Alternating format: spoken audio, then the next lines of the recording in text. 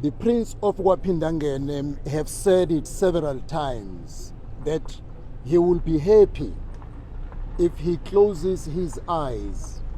The issue of reconciliation between the IFP and the ANC has been resolved. Unfortunately, it has not been so.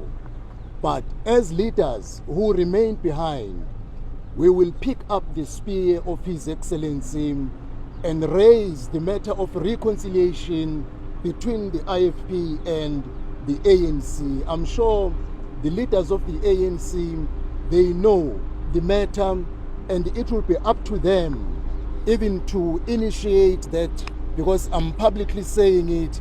We will raise the matter as the matter which was at heart to uMntwana wakwaPhindangene, and I am hopeful the leadership of the ANC will find it necessary that it is time we deal with the issue of reconciliation and finalize it and close the chapter.